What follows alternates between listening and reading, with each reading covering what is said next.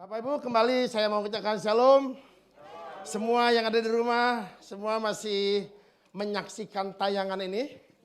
Ya, baik. Hari ini kita akan sama-sama kita akan sama-sama mau mendengar sebuah kesaksian atau cerita dari seorang hamba Tuhan yang luar biasa dan pastinya diberkati Tuhan. Nah, saya akan memperkenalkan dulu profilnya, yaitu Pak Pendeta, keluarga Pak Pendeta Freddy Zakaria. Mereka ini, Pak Freddy Zakaria ini menikah pada tanggal 19 Desember tahun 1992. Bapak Ibu tolong dicatat, 19 Desember. Pemirsa yang di rumah catat. 19 Desember, tolong diagendakan. Tolong diagendakan, semua yang hadir di sini tolong diagendakan. Ya. Dan nama istri Pak Pendeta Freddy Zakaria adalah Ibu Pendeta Mimi Zakaria. Dan mereka dikarunia dua orang anak. Yang pertama, anak pertama Yohanes Sidi, yang dipanggilan biasa sehari-hari adalah Yohanes. Lalu yang kedua adalah Kezia Valeria Sidi. Panggilan biasa sehari-hari adalah Kesia. Nah, sekarang ini Pak Pendeta Freddy Zakaria, dia mengembalakan GBI Blessing Central City di Jalan Dan Mogot. Dan memulai merintis gereja pada tanggal 1 Mei 2011. Dan saat hari ini pekerjaannya fokus hanya full timer. Nah, baik, mari kita akan sama-sama mendengar.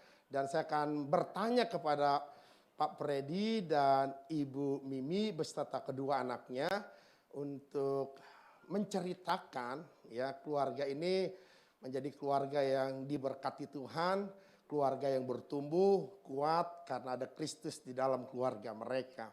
Nah, baik, saya ingin bertanya kepada Pak Freddy terlebih dahulu ya, Pak Freddy ya. Nah, Pak Freddy, saya mau nanya. Kira-kira waktu sebelum jadi gembala itu pekerjaannya apa sih, Pak? Iya, waktu sebelum jadi gembala saya seorang pengusaha. Lihat dong tampang saya kan kelihatan keren. Casingnya boleh, Pak. Iya. Boleh, mantap, betul. Mukanya kan muka pengusaha kan. Iya. Jadi kami waktu itu ada semi pabrik lah ya, semi pabrik garment. Oh, garment. Ya, main garment saya. Oh, main garment ya. Kayak kemeja gitu. Nah, itu berapa lama untuk jadi pemain garden ini, Pak? Udah lama, Pak. Lama ya? Dari umur 26 tahun. Karena memang fokusnya pengennya itu kerja aja, cari duit terus begitu. Nah, kalau saya lihat usaha garden ini kan usaha yang menjanjikan loh, Pak Pendeta Freddy ya. Dan saya lihat mungkin yang kurang kena imbasnya mungkin ya garment karena kan pakaian selalu dipakai ya. Nah, jadi pertanyaan saya kenapa Pak meninggalkan ini semua dan ikut Tuhan? Boleh diceritakan? Iya, karena memang intinya memang Tuhan panggil saya ya. Sebenarnya juga saya maunya jadi pengusaha gitu, pengusaha yang juga bisa memberkati gereja-gereja Tuhan, hamba-hamba Tuhan yang di desa-desa itu kan perlu dibantu begitu ya. Tapi memang panggilan Tuhan itu memang cukup unik gitu. Jadi memang saya tidak boleh lepas dari panggilan Tuhan. Jadi saya lepasin itu semua. Bisa diceritakan nggak Pak secara spesifik apa panggilannya? Mungkinkah kira-kira pas lagi naik sepeda terus tiba-tiba jatuh terbang gitu, terus nyangkut di pohon? Atau gimana? Bu bisa diceritakan Pak ya? Iya, yang pasti suatu saat itu ya waktu saya sedang sendiri di kamar, saya masih ingat ketika saya lagi nonton televisi di kamar begitu. Jadi roh Tuhan itu bicara di dalam hati saya, tapi bukan audible ya, bukan audible, tapi di dalam hati saya begitu. Keras sekali suaranya itu. Jadi ikut aku, tinggalkan seluruh pekerjaanmu dan aku akan mengurapi dan membuat engkau menjadi seperti seekor burung Raja Wali, begitu kata Wow, dahsyat. Bapak Ibu yang ada di rumah bisa kasih tepuk tangan. Dan saya menyarankan sering-seringlah menyendiri sambil nonton TV. Ya, semuanya di sini juga sering-sering menyendiri nonton TV supaya Tuhan berbicara. Oh enggak juga, enggak ya. Enggak ya. Memang setiap kita memiliki panggilan Tuhan dengan cara yang berbeda-beda. Semua kita para hamba atau pejabat GBI pun pasti demikian. Ada cara-cara yang unik. Dan hari ini Pak Pendeta Freddy dipanggil dengan cara berdiam diri, nonton TV, lalu berbicara di hati untuk mengikuti pelayanan panggilan dan meninggalkan semua kenikmatan-kenikmatan dunia yang ada. Nah, saya mau tanya nih kepada Ibu sekarang. Ya, Bu. Saya mau tanya Ibu kenal Pak Freddy itu waktu sudah jadi pendeta atau jadi pengusaha? Mau tahu ya? Mau banget, Bu.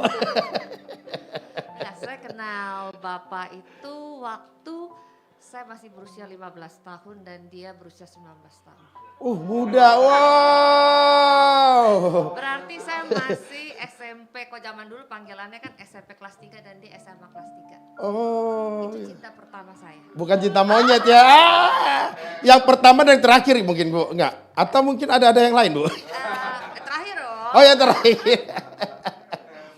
Jadi dari dulu memang dari umur 15 itu sudah pacaran atau sudah? Umur 15 ya. Dulu kan pertamanya itu mungkin cinta monyet gitu loh. Tapi lama-lama menjadi cinta benar-benar ya sampai saya 15, saya pacarannya kurang lebih 7 tahun.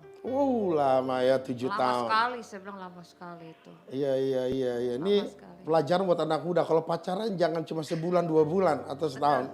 Tapi kalau perlu 7 tahun. Betul. Supaya bisa lebih mengenal karakter pasangannya ya. Tapi kata anak muda sekarang katanya kelamaan Mi kalau 7 tahun. Oh, 7 tahun ya lalu kemudian melamar. 7 tahun, iya kalau dia nggak mau ngelamar saya akan bilang kapan dilamar ya udah. Iya. Jangan dilamar-lamar. Iya, jadi yang paling ngebet kelihatannya Ibu nih ya. Nah, saya mau tanya nih kepada Ibu, siapa sih yang pertama kali nembak aku cinta kamu, aku sayang kamu atau apapun? Wah, nah boleh saya bertanya lagi nih sama Pak Freddy nih. Gimana sih cara nembak Pak? Omongannya itu gimana coba Pak? Saya pengen tahu, penting ini, pelajaran buat kita. Iya, saya sebenarnya bukan orang yang romantis ya, sebenarnya begitu ya. Jadi pada waktu itu saya masih ingat waktu pas kita mau pergi makan gitu ya. Saya kan udah bawa mobil, bukan naik motor, saya bawa mobil saya. Sedikit sombong sedikit. Nah waktu itu pas sedikit di tempat yang sedikit agak gelap tuh, saya masih ingat tuh. Nah, tapi kan itu kan dulu. Kalau ada lagu ngomong ini, hati-hati nenek bilang itu berbahaya. Tapi kan itu dulu. Oke, silakan. Iya. Pas naik mobil di tempat agak sepi, saya agak sedikit berani kan gelap kan soalnya kan saya lihat dia, terus dia lihat saya juga. Jadi kita pandang-pandangan kan. Saya bilang sebenarnya saya suka lu sama kamu, saya bilang gitu. Terus dia lihat saya juga suka. Jadi saya bilang wah ini berhasil. Akhirnya kita pacaran. Nah sekarang saya mau nanya lagi sama Ibu nih. Ibu itu sukanya dulu kepada Pak Freddy itu karena memang dia sudah punya mobil, karena memang dia pengusaha, dibandingkan dengan sekarang, pasti nanti saya akan tanya lagi. Sekarang pertanyaan saya, iya zaman dulu ya. Kalau zaman dulu sih terus terang memang pertama kali saya lihat dia kan mungkin secara fisik. Iya. Terus bonusnya mungkin mobil, walaupun Iya. itu mobil bapaknya. Ya kan, belum punya mobil, dia mobil bapaknya. Iya. Karena waktu dulu potongannya nggak seperti begini. Oh gitu ya. Iya. Kalau waktu dulu sampai anak saya yang perempuan ini bilang, Mami ternyata papi tuh dulu ganteng banget ya.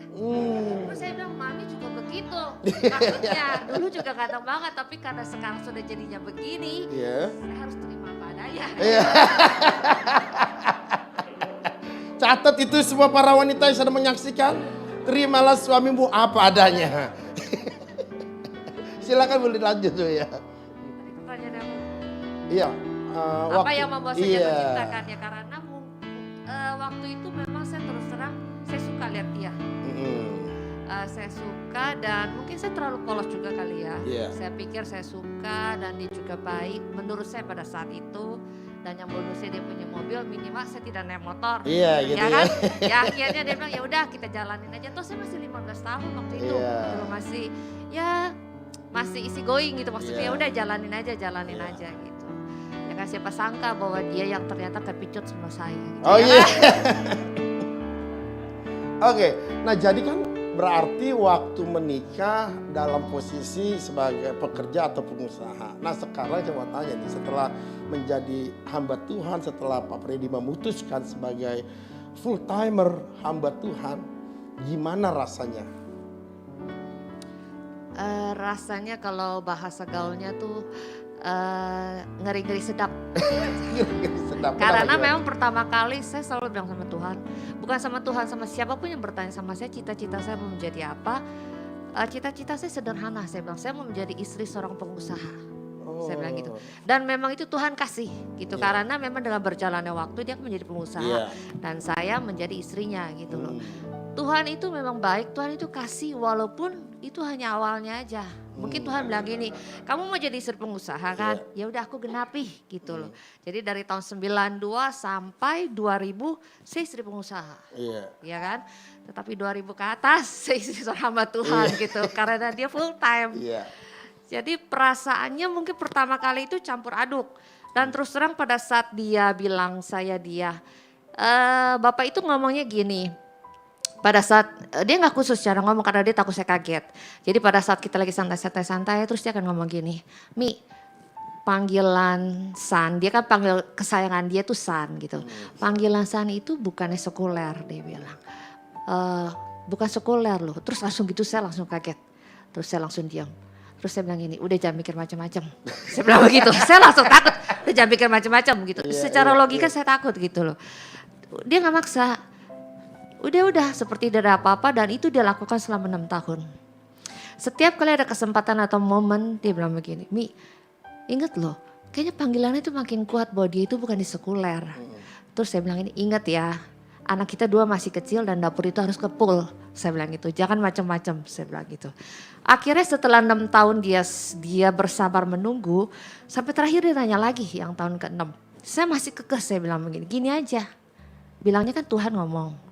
Kalau Tuhan ngomong sama Bapak, Tuhan akan ngomong sama saya. Saya bilang gitu, kalau Tuhan gak ngomong berarti selesai. Saya bilang begitu.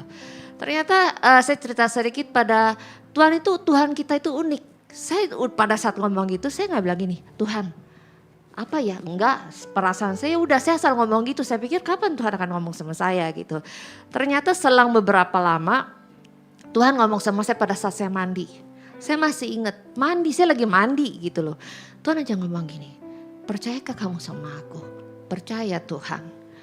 Selama ini engkau gampang melayani orang, pada saat orang susah engkau bilang begini, percaya Tuhan akan tolong, percaya Tuhan akan cukupkan. Pada saat ini apakah kamu percaya sama aku? Kata Tuhan, terus saya diam. Kamu selama ini bisa ngomong begitu sama orang karena kamu terima bulanan dari suami. Ya kan? Kalau suamimu tidak ada bulanan, apakah kamu percaya aku sanggup? Terus saya diam, itu saya bilang begini, Tuhan, apa benar-benar saya bilang begitu? Benar-benar gak Tuhan? Jangan main-main Tuhan. Lebih baik begini, saya bekerja, suami bekerja, bisa melayani, bisa memberkati. Kenapa mesti repot-repot gitu? Kenapa mesti full time? Saya bilang begitu. Saya masih punya 2 anak gitu, saya bilang begitu. Tuhan bilang, ikut aku, mau atau tidak mau. Kalau kamu tidak mau, ini yang paling saya ingat kata Tuhan bilang begini. Di dalam hati saya ya, bukan secara audible. Tuhan ngomong begini, kalau kamu tidak mau, aku milih yang lain. Dek, saya langsung takut gitu, saya langsung bilang begini. Saya bilang gini, Tuhan saya mau. Karena saya tahu saya sudah mulur 6 tahun gitu. Kalau saya gak ngambil saat ini mungkin memang gak apa-apa gitu. Tapi saya gak tahu apa yang terjadi ke depannya gitu. Saya langsung bilang ini, Tuhan saya mau.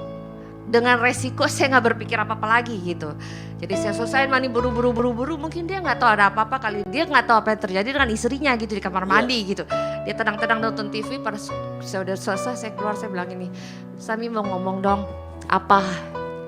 Tuhan tadi ngomong, ya udah kita full time, saya bilang gitu.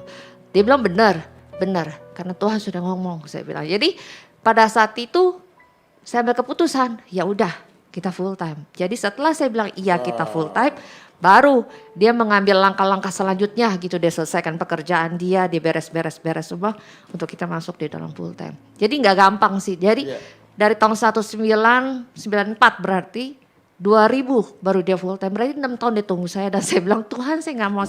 Sampai terakhir Tuhan bilang gini, kalau nggak mau nggak apa-apa, aku pilih yang lain. Saya takut. Saya bilang lebih baik Tuhan yang pilih saya daripada saya memilih yang lain. Saya bilang gitu. Saya bilang Tuhan saya mau. Akhirnya terjadilah sampai hari ini. Wow, ini cerita yang sangat, nah kita kasih tepuk tangan dulu, wow, luar biasa. Dan kita paham bahwa ini bukanlah hal yang mudah, ya sangat sulit.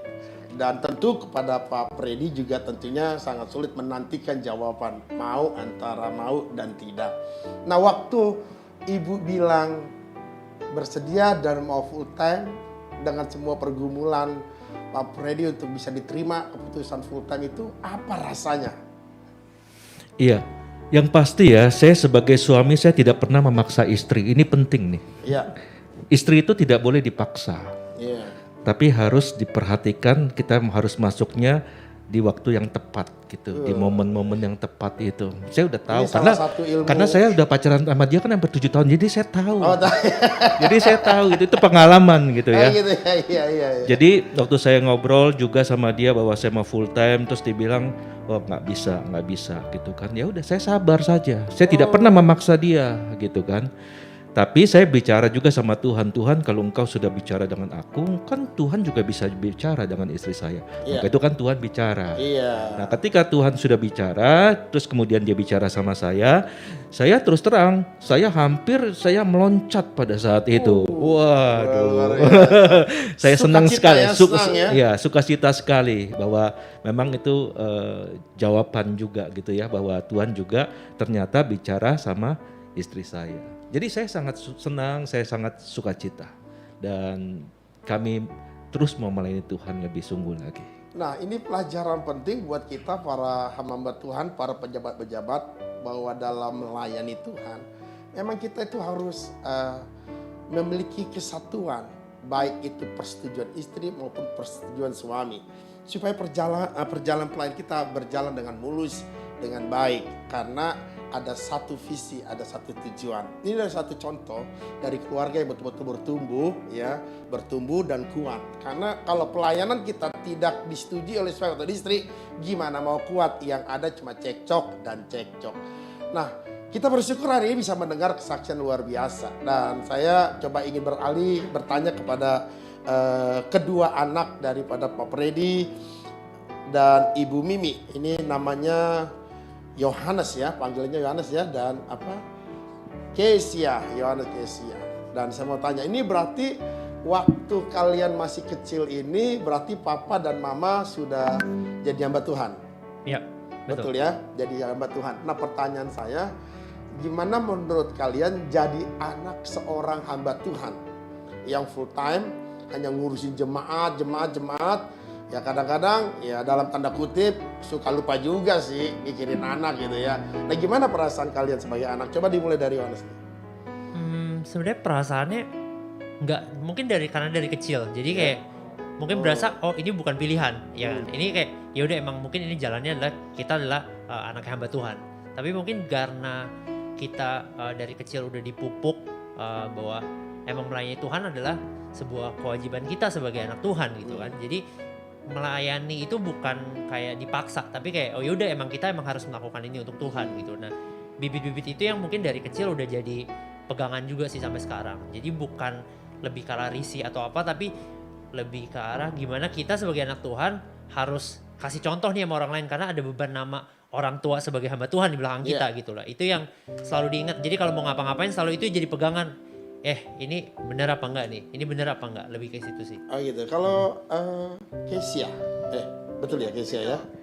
Hampir sama sih, karena kan emang udah dari kecil juga kan ya. Dan dari kecil tuh udah pasti ke sekolah minggu juga. Ya, jadi akhirnya kalau sekarang itu lebih kayak belajar untuk lebih bersikap aja sih. Terutama ke orang-orang apalagi depan jemaat, kan nggak bisa sembarangan bersikap juga gitu loh. Nah, gimana, ada tekanan nggak kalau misalnya kan kita ini gembala di depan jemaat, jangan macem-macem ya, awas ya. Pokoknya jangan cerewet, jangan bawel ya. Pokoknya ngikut apa kata papa, kata mama. Gimana rasanya? Ada rasa tekanan tertentu nggak yang dirasakan oleh kalian sebagai anak-anak gembala sidang? Kalau buat aku nggak sih. Nggak ada ya? Jadi ikhlas ya? Ya oke-oke aja. Hebat ya. Nah, Yohanes gimana Yohanes? Mungkin bukan tekanan kali ya, lebih ke arah bukan beban juga, tapi ya kita sebagai anak Tuhan itu dari ada nama orang tua di belakang yang kita harus jaga juga. Jadi itu yang jadi pegangan juga kalau mau ngapa-ngapain, itu yang jadi pagar lah. buat kita. Jadi Wow. dari situ sih. Ini kalau semua anak-anak hamba Tuhan, gembala-gembala berpikir dewasa kayak gini, tenang rasanya gembala. Umur panjang gembala sidang rasanya. Nah, jadi untuk kalian sebagai anak-anaknya nggak ada rasa penyesalan memiliki orang tua sebagai gembala, nggak ada penyesalan ya dari cerita kalian tuh? Nggak ada ya, jadi senang ya. Dan kira-kira ada nggak keinginan niat untuk meneruskan? Nah, gimana sih menjawab dulu? Ya, ayo silakan kalian berdua berebut. Mungkin kan tadi kali ya. Jadi Iya. setiap orang panggilannya mungkin beda-beda juga. Iya, Gitu. iya. Tunggu sampai Tuhan berbicara ya. Iya, jadi tunggu sampai Tuhan bicara ya. Mau dilanjutkan tugas amanah apa atau tidak, tunggu Tuhan dulu ya. Betul, Nah betul. kalau Geisha gimana? Iya sama, tunggu panggilannya aja. Tunggu panggil aja ya. Tunggu Jadi panggil. sekarang hanya untuk ikut bantu aja ya. Iya. Tapi untuk mengambil alih kepemimpinan sebagai gembala nanti ya. Belum kan, soalnya aku masih ngajarnya juga sekolah minggu. Jadi belum ke umumnya mungkin. Oh ya, biasa dimulai dari sekolah minggu semua. Oh, Iya, dimulai dari sekolah minggu. Emang luar biasa. Nah, Bapak Ibu hamba Tuhan dikasih Tuhan, ini seorang anak-anak gembala yang luar biasa. Karena saya sering mendengar anak-anak gembala hidup dalam tekanan, hidup dalam satu lingkaran yang gak bebas gitu kan. Saya banyak mendengar kesaksian anak-anak hamba Tuhan yang merasa tertekan dengan jabatan papanya sebagai gembala yang nggak bisa begini, nggak bisa begitu, nggak bisa begini. Kadang-kadang ada anak gembala yang bilangin udah bawa kasur sama bantal yang tinggal di gereja. Ada juga anak gembala yang berkata gitu. Tapi hari ini kita bisa mendengar dari keluarga Pak Pendeta Jakaria bahwa anak-anaknya betul-betul bisa menerima dan bahkan mereka membantu. Dan kembali yang terpenting adalah mereka tetap mengandalkan panggilan Tuhan. Jadi nggak serta-merta mereka harus Bapak jadi gembala, mereka harus meneruskan jadi gembala. Enggak seperti itu juga ternyata, tunggu panggilan dari Tuhan. Ini yang jauh lebih baik. Nah, saya kembali lagi mau bertanya kepada Pak Freddy ini ya. Nah, bisa memberikan motivasi atau saran kepada hamba-hamba Tuhan bagaimana kita harus membangun keluarga yang bertumbuh kuat bersama-sama dalam pelayanan. Oke. Pertama, saya akan tambahkan begini, khususnya kalau kita mau mengajari anak-anak kita ya untuk melayani ya. Saya terus terang saya tidak pernah memaksa mereka melayani, ya. Tapi dulu pernah sekali aja, dulu cuma sekali saja. Saya katakan begini, kalau saya mau melayani, saya bilang, kamu juga harus melayani dong Jo, gitu ya. Ya, ini nama kecil, panggil Jo, iya. Kan enak, Mami jadi worship leader, Papi bisa khotbah, kamu kan bisa main musik. Saya juga panggil sama si Kesia juga, kamu juga main musik. Saya masih ingat tuh, saya anterin dia ke Sunter setiap hari Sabtu untuk mereka belajar main keyboard. Jadi setengah memaksa sih waktu itu. Nah ternyata saya salah. 2 tahun dia belajar keyboard nggak bisa apa-apa. Saya bertobat di situ. Saya panggil lagi. Kok kamu nggak bisa ya 2 tahun loh. Papi suruh kamu main keyboard. Dia bilang soalnya bukan panggilannya begitu Pi. Saya nggak suka Papi suruh saya main keyboard. Oh begitu. Jadi nggak boleh maksa tuh. Itu pengalaman. Lalu saya bilang jadi kamu sukanya apa?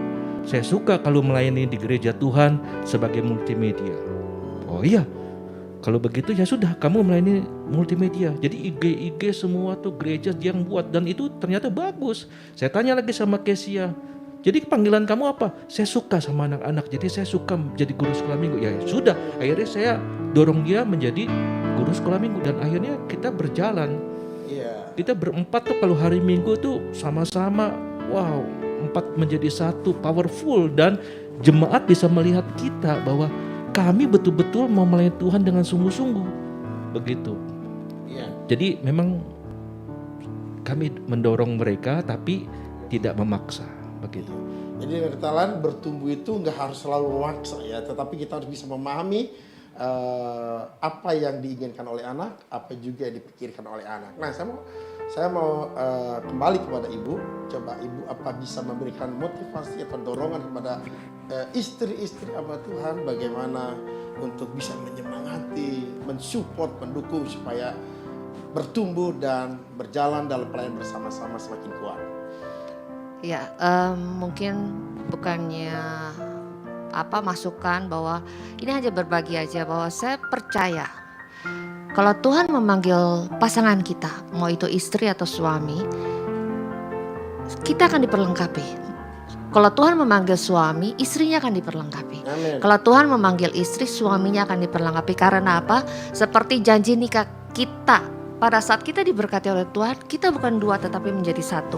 Jadi kalau satu panggilannya Tuhan secara full time untuk melayani, otomatis pasangannya itu akan mengikuti. Gak ada yang satu full time dia pergi kemana tapi yang satu tidak melayani, itu pincang kapalnya. Dan itu yang selalu saya pegang. Saya selalu bilang begini sama Tuhan, Tuhan kalau Tuhan mau pakai jangan tanggung-tanggung. Kalau mau pakai semuanya gitu. Jadi bisa berjalan beriringan, saya bilang begitu.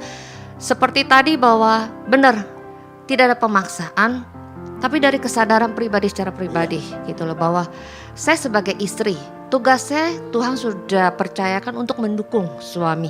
Jadi apapun yang ia lakukan selama itu berada di dalam kebenaran firman Tuhan, saya akan dukung gitu. Jadi Tuhan akan kasih kekuatan. Penundukan diri itu harus, karena di gereja dia gembala sidang. Jadi pada saat ada rapat, pada saat apapun, otoritas gembala sidang itu ada. Jadi saya akan tunduk pada otoritas. Saya setuju atau tidak setuju pada saat itu, saya akan setuju. Karena saya tunduk pada otoritas yang ada. Tetapi pada saat dia di rumah, dia suami saya. Jadi pada saat dia di rumah, apapun yang saya setuju atau saya tidak setuju, atau ada perkara apa yang saya tidak suka, saya akan bicara secara hati. Saya akan bilangin bahwa jadi tadi harusnya nggak boleh gini, kayaknya kalau menurut saya itu harusnya begini. Itu sebagai suami. Dan itu saya terapkan kepada seluruh pengerja saya. Jadi saya bilang sama mereka, kalau di gereja Bapak itu adalah gembala saya. Apapun yang ia perintahkan saya lakukan, karena saya tunduk otoritasnya. Tapi kalau di rumah, dia itu suami saya. Saya bisa berkeluh kesah dan saya bisa bertukar pikiran. Sama seperti anak-anak, saya ajarkan pada anak-anak, saya bilang begini pada mereka. Pada saat kalian mau melayani hari Minggu, harus siap. Kalau mau melayani hari Minggu tapi dari rumah udah ribut, jangan melayani. Kalau mau melayani hari Minggu tapi hari Sabtu seperti ngedumel, kayaknya besok melayani lagi, lebih baik jangan, saya bilang gitu. Karena spirit roh itu bisa transfer. Apalagi kamu guru sekolah minggu, itu anak-anak itu bisa transfer, saya bilang. Apalagi dia, saya bilang kalau memang tidak siap lebih baik jangan melayani gitu. Tapi puji Tuhan gitu. Jadi setiap kali saya selalu mengajarkan pada anak-anak bahwa kalau kita mau melayani apapun yang Tuhan percayakan, berikan hati yang terbaik gitu loh. Belajar menguasai hati kita, menguasai diri kita. Jadi hanya untuk ibu-ibu, hanya untuk masukan aja bahwa kita itu dua menjadi satu. Selama suami kita berjalan di dalam kebenaran firman Tuhan, selama itu panggilannya, itu passionnya, kita wajib untuk mendukungnya gitu. Makanya memang suami juga tidak boleh memaksa gitu. Pokoknya saya hamba Tuhan, kamu harus ikut, ya nggak bisa juga begitu. Jadi belajar dan tunggu waktunya Tuhan gitu loh. Memang ada yang sebentar, ada yang lama, dan kebetulan saya lama 6 tahun Tuhan kasih. Puji Tuhan dikasih 6 tahun gitu loh, ya kan. Coba waktu itu saya Badung, mungkin nggak tahu seperti apa gitu sekarang. Mungkin nggak ketemu gitu ya kan. Jadi yang harus kita ingat bahwa kita dan suami itu adalah satu. Jadi jangan bilang begini, yang dipakai Tuhan mahnya suami saya nggak bisa apa-apa. Jangan seperti begitu gitu loh. Jadi kalau suami memang dipakai lebih daripada kita sebagai seorang istri, tugas kita adalah mendukung. Setinggi-tingginya Tuhan bisa pakai dia, kita dukung, jangan kita jatuhkan dia gitu loh. Itu yang saya selalu pegang, bahwa berjalan bersama-sama, terima firman yang sama, terima makanan rohani yang sama gitu. Jadi jangan suaminya udah tancap gas 30, istrinya masih 5 kilo terus berantem terus nanti di rumah gitu. Jadi gunanya apapun kegiatan melayani selalu berdua gitu loh. Sama yang saya terapkan di gereja, bahwa kalau kamu mau melayani suami istri. Diambil khotbah nih, terus deh. Mesti di Memang ada stop, panggilan mesti di untuk stop. ada Iya, Iya. ada panggilan panggilan ya. untuk khotbah. Iya, Oke, nanti- baik nanti Bapak Ibu lanjut. kita nanti kasih ada tepuk khotbah tangan nih. dulu ya untuk Ibu Mimi ya. Nah, ini untuk terakhir ya closing statement kita kepada anak-anak. Bisa Kak kasih satu kata-kata atau kalimat yang memberi kekuatan buat anak-anak gembala sidang dimanapun mereka berada. Silakan. Apa ya? Mungkin itu tadi kali ya. Bener yang Mami juga bilang bahwa melayani itu ya harus dari hati kita, jangan sampai berasa bahwa melayani ini paksaan. Kalau memang kita berasa dipaksa untuk melayani, dan mendingan jangan dulu, karena apa yang kita berikan nggak yang terbaik juga buat Tuhan gitu. Dan mungkin pasti ada masa-masa di mana kita jenuh. Itu menurut saya wajar sih. Sebagai anak juga kok aduh setiap minggu nih harus gini nih. Tapi akan ada di fase di mana kita akan berpikir ini semua kita bisa sampai saat ini itu Tuhan yang kasih loh. Masa kita cuma seminggu sekali kita mau melayani Tuhan aja, kita nggak mau kasih yang terbaik gitu. Untuk Tuhan yang udah memberikan kita semuanya gitu sampai saat ini. Mungkin itu kali ya. Dari Yes ya. Mungkin jangan pernah ngerasa risih jadi anak hamba Tuhan. Tetap jalanin panggilannya aja dan lakuin yang terbaik tanpa terbeban. Jangan risih ya, jadi anak hamba Tuhan, jalani saja tanpa terbeban. Kita kasih tepuk tangan dulu, haleluya. Nah, baik Bapak Ibu, dari kesimpulan yang coba saya ambil dari pembicaraan ini untuk kita bisa menjadi keluarga yang grow and stronger family together, maka yang pertama kita harus pertama panggilan Tuhan, kedua harus saling memahami, dan yang ketiga harus bisa saling mengerti dan mendukung, mensupport. Maka keluarga kita pasti menjadi keluarga yang bertumbuh, kuat, berjalan bersama-sama di dalam pelayanan di ladang Tuhan. Nah, saya berharap ini bisa menjadi satu motivasi dan kekuatan bagi setiap kita. Terima kasih pada Pak Pendeta Freddy Zakaria sebagai Ketua Perwira yang sudah mau berdiskusi, berbincang-bincang dengan kita, kepada Ibu Mimi, pada Yohanes dan Kesia yang sudah mau datang ke tempat ini, dan kiranya Tuhan Yesus memberkati keluarga ini terus bertumbuh dan berjalan bersama-sama, kuat bersama-sama di dalam Tuhan. Tuhan Yesus memberkati.